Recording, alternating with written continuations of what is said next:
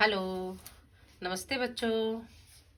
आज हम पाठ 18 लालची बंदर करेंगे। बीच के कुछ पाठ जो हैं स्किप हो गए हैं, वो आपको नहीं करने हैं। एनुअल एग्जाम में जो आ रहा है वो हम आपको करवा रहे हैं।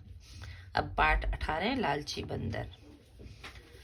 कुछ शब्द ऊपर लिखे होते हैं, उनको हम पहले रीड करते हैं। लालची, फौरन, कुरमुरे, मुट्ठियों, कोशिश, डंडा, जरा, मालिक।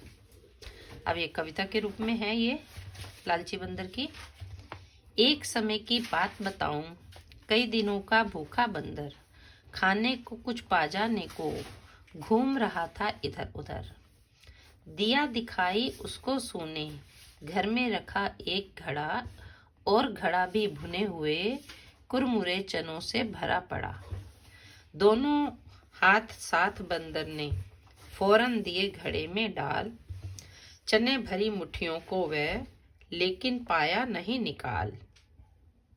अब एक समय की बात है कि बंदर भूखा था, इधर उधर घूम रहा था।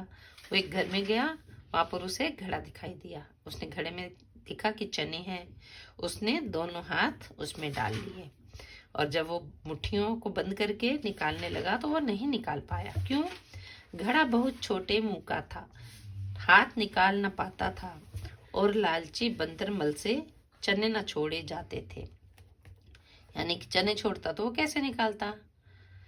तो उसको चने का लालच था कि चने खाने हैं मुझे। अब दोनों हाथों में मुट्ठियों में भर लिए उसने। तो ने फिर कोशिश करते करते बहुत लग गई उसको देर। बस आ पहुंचे डंडा लेकर घर के मालिक राम सुमेर। ये राम सुमेर है, घर का मालिक। यानी कि वो बार बार कोशिश करता, लेकिन वो दोनों हाथ उसके बाहर नहीं निकल पाते हैं। उसको बहुत देर हो गई, तो वो इतने में घर का मालिक वहां पर आ पहुंचा। अब खुद ही सोच सकते हो बंदर पर जो बीती थी। प्यारे बच्चों जरा बताओ, बंदर ने क्या गलती की? अब हम आपसे पूछेंगे क्या गलती की? दोनों हाथ डाल दिए एक साथ, तो दोनों हाथ मुट्ठियों में उसने चने भर लिए।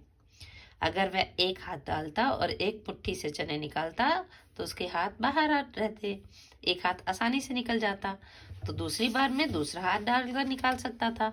उसने ये गलती की, दोनों हाथ एक साथ घड़े में डाल दिए थे, और घड़े का मुंह छोटा था।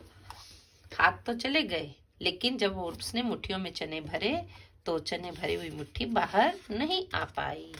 अब हम इसकी एक्सरसाइज करेंगे। समय का अर्थ होता है वक्त। फौरन, जल्दी से।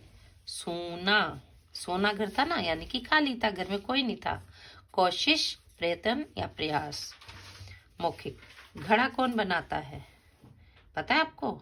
घड़ा कुम्हार बनाता है। क्या लालच के कारण आपने कभी मार खाई है? अब इसका उत्तर तो आप देंगे। जब लालच करते हैं तो कभी कभी मार भी पड़ जाती है। बंदर क्यों गलत था? क्योंकि उसने दोनों हाथ घड़े में डाल दिए थे। ये मौखिक प्रश्न है। अब लिखित प्रश्नों के उत्तर करेंगे। बंदर चने क्यों नहीं निकाल पाया? इसका उत्तर है क्योंकि बंदर के दोनों हाथ घड़े में ही फंस गए थे। बंदर को चने पाने के लिए क्या करना चाहिए था? बंदर को चने पाने के लिए घड़े में एक ही हाथ डालना चाहिए था। एक मैंने ही पहले बता दिया ना कविता में, तो ये गलती की थी। राम सुमेर के आने पर बंदर का क्या हाल हुआ होगा? अब कविता में तो नहीं बताया, अब आपने खुद बताना है। राम सुमेर के आने पर बंदर थर थर कांपा होगा और रो रहा होगा, क्योंकि उसके दोनों हाथ तो निकल नहीं रहे थे।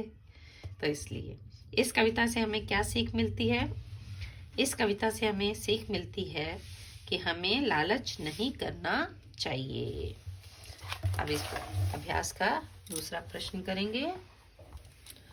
उचित विकल्प पर सही का निशान लगाइए। बंदर ने कोने में क्या रखा देखा? घड़ा, गिलास या कटोरी? घड़ा रखा देखा, तो घड़े पर टिक कर दिया। घड़े में क्या रखा था? केला, कुरमुरे चने या पानी? कुरमुरे चने थे, तो इस पर टिक किया। घड़े का मुंह कैसा था? चौड़ा, बड़ा या छोटा? छोटा था, तो छोटे पर टिक किया। बंदर ने चने निकालने के लिए क्या किया? एक हाथ डाला, दोनों हाथ डाले या घड़े को तोड़ा? दोनों हाथ डाले। तो ये ऑप्शन दिए होते हैं और जो आप पाठ में पढ़ लेते हैं उसी के आधार पर होते हैं। तो ये बहुत ही आसान होता है ऑप्शन वाला। निम्न प्रश्नों के लिए एक शब्द लिखिए। बंदर इधर उधर क्यों घूम रहा था? भोजन के लिए। ठीक है। उसे घर में क्या दिखाई दिया? घड़ा। घड़े में क्या भरे थे? कुरमुरे चने। डंडा लेकर कौन आया? राम सुमेर, जो घर का मालिक था। घड़े का मुंह कैसा था? छोटा। अब इसी का भाषा व्याकरण का काम है जो करेंगे, तो आप बच्चों को बहुत ध्यान से समझना होता है।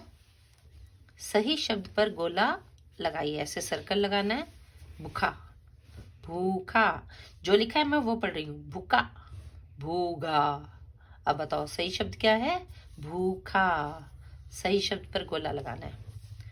डंडा, डंडा, डाडा, डांडा। डंडा ऐसे लिखते हैं, चांद बिंदु वाला नहीं होता, सिर्फ अंक की बिंदी वाला। डंडा। मुंह, ये अब यहाँ पर वहां पे चांद बिंदु है, यहाँ पर ह पे है। मुंह, हम, मुंह, मुंह। तो ये सही शब्द है मुंह। इस पे सर्कल लगाया।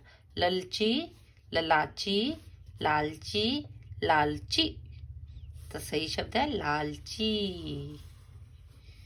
करमरे, कुरमुरे, कुरमुर, कुरमुरे।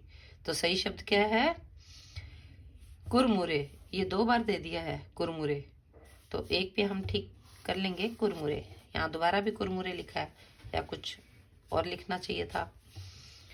तो कुरमुरे यानी कि करारे, जो एकदम क्रिस्पी होते हैं। अब अगला प्रश्न है, निम्नलिखित शब्दों के 2-2 पर्यायवाची शब्द लिखिए, यानी कि उनके एक जैसे अर्थ हो। बंदर को हम क्या कहते हैं? वानर भी कहते हैं, कपी भी कहते हैं। घर को भवन भी कहते हैं, गृही भी कहते हैं। ये री की मात्रा वाला लिखना है। एक होता है र, रेप नीचे पदेन वाला, वो र नहीं लगाना। री, गृही। हाथ, हस्त भी कहते हैं, कर भी कहते हैं। दिन को वार या दिवस। घड़ा को मटका या घट। ये इनके 2-2 पर्यायवाची शब्द हैं। नीचे लिखे शब्दों का तुक के आधार पर मिलान कीजिए। खाने, जाते निकाल पाने घड़ा, ये शब्द। खाने, ये इसको जोड़ेंगे पाने, सेम तुक होनी चाहिए। घड़ा, ये लिखा है पड़ा, तो इसके साथ जोड़ेंगे। डाल, निकाल, अंतिम जो शब्द होता है ना वो तुक मिलनी चाहिए। पाते, जाते। तो इस तरह से हमने इनको मैच कर दिया। तो आप बच्चों ने इसका ये प्रश्न नंबर 2 भाषा व्याकरण का करना है। ये बुक में करना है, ये भी बुक में करना है, ये नोटबुक में करना है। ठीक है, ये ध्यान रखना है आपको।